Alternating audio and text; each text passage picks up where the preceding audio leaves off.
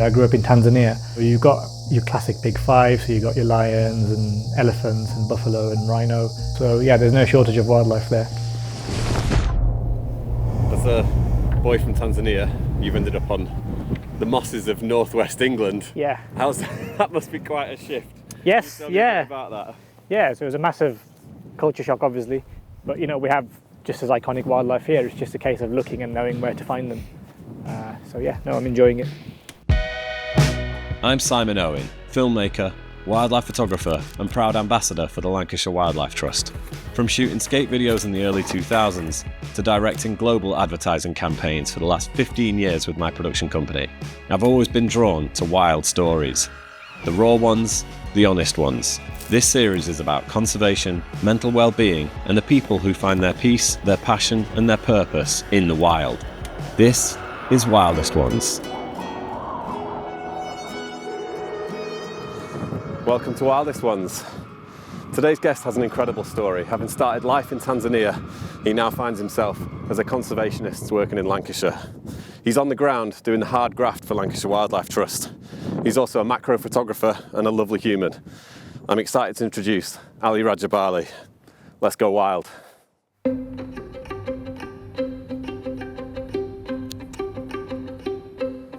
We could do with spreading the moss like into the next pools of water where there won't be as much. So yeah, if we get onto this next pond and walk along that one, probably easier than walking on this one. Right, so we'll see how deep this is now. It's not too bad. Right, it's literally just a case of grabbing the sphagnum. So I'm just going to collect some of that from this pool, which is laden with it, and we're going to spread it onto other parts of the moss where there isn't much, because we've put in new bunds and new pools of water have formed. And it's important to do that because there's a lot of species that rely on the moss. So yeah, it's quite absorbent stuff, you know, holds 20 times its weight in water. So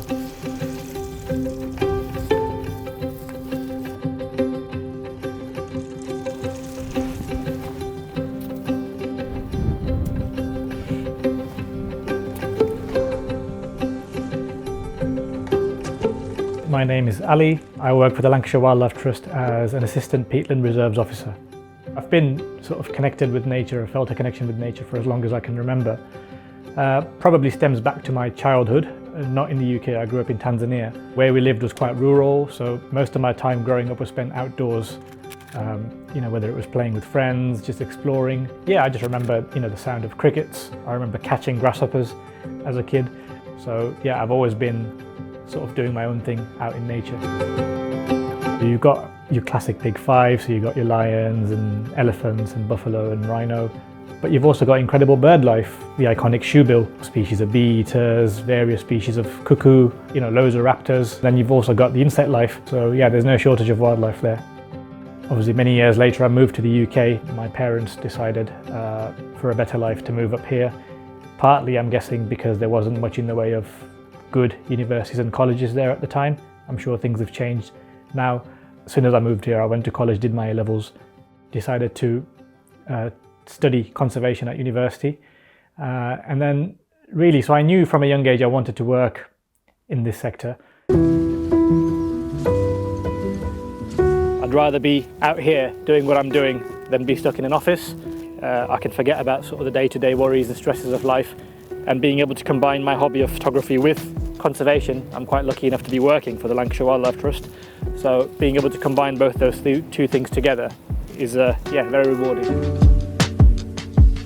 I find it quite therapeutic really, macro photography especially, because you know, the details are so tiny and often ignored or not noticed by people because it is that small, and we quite literally walk over a lot of these things. So yeah, I quite enjoy bringing those details to life, and frog spawn isn't something I get to photograph often, so it's quite nice to see this out on site today. Well, I think all the smaller creatures that often get overlooked, you know, are the foundation of the ecosystems. So you wouldn't get all your big iconic animals without your plants and your fungi, you know, and your frog spawn and your bogbush crickets and your large heath butterflies. They are at the base, so it's very important that we preserve them for that reason, and also they're beautiful in their own right, and that's where trying to, you know, take nice pictures of them and show them to the public in a way that they can appreciate and relate to them.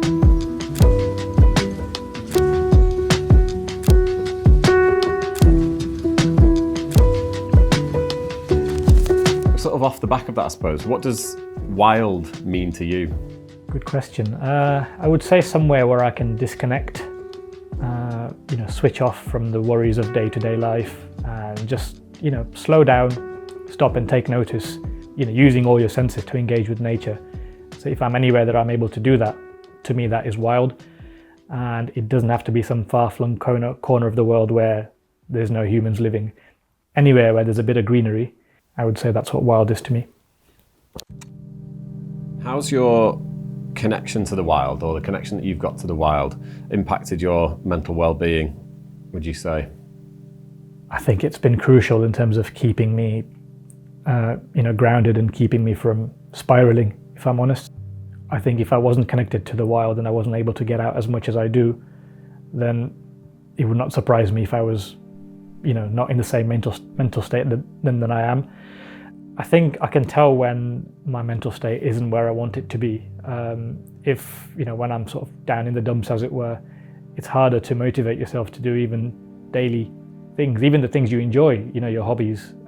When you're not in the right mental state, everything feels like a chore. But generally speaking, I've always noticed a difference when I've been outside, and I've always felt better, after doing it.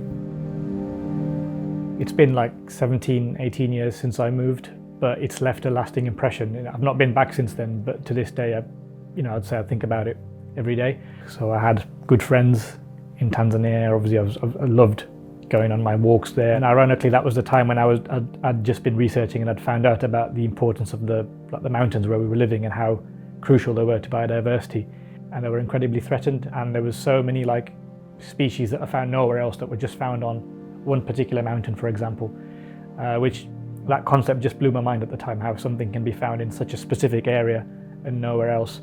So having only just learned that and then immediately having to move and not be able to utilize that knowledge to go out and look for these things was, quite soul destroying at the time, I would say.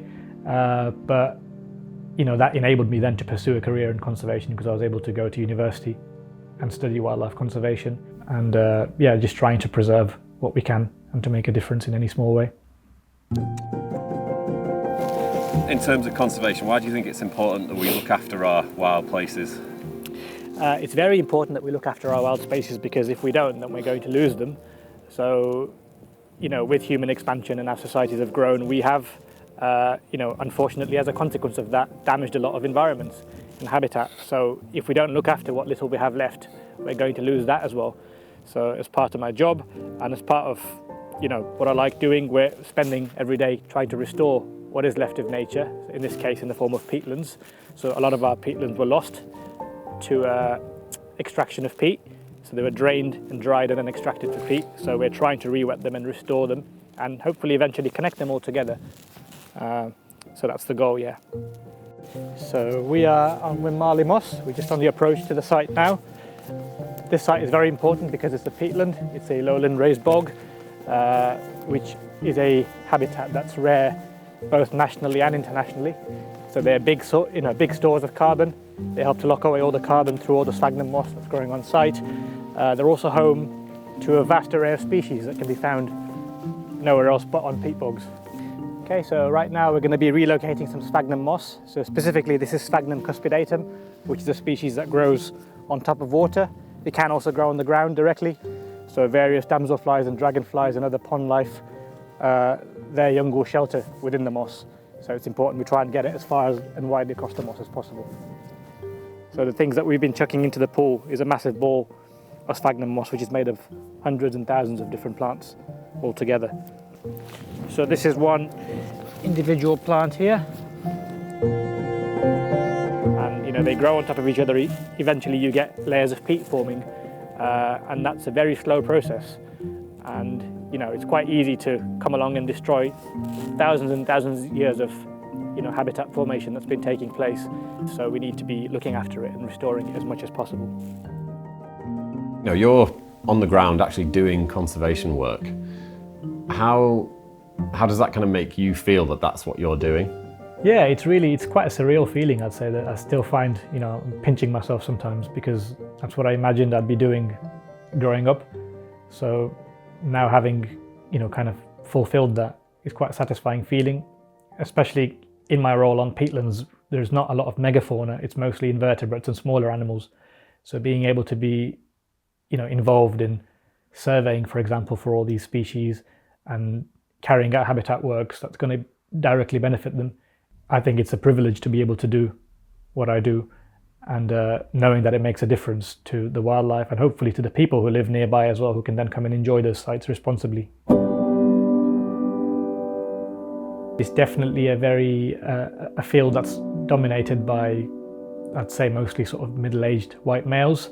But things are changing, I think. I would say, like in the Lancashire Wildlife Trust, for example, where I work, they're doing a lot of work to try and change things in terms of being more representative for, the societies that we live in. Personally, I've been quite lucky. I've not had any issues with, not feeling welcome whilst I've been outdoors in these spaces. But I have heard from people and good friends who have experienced these issues. So it's a very real thing.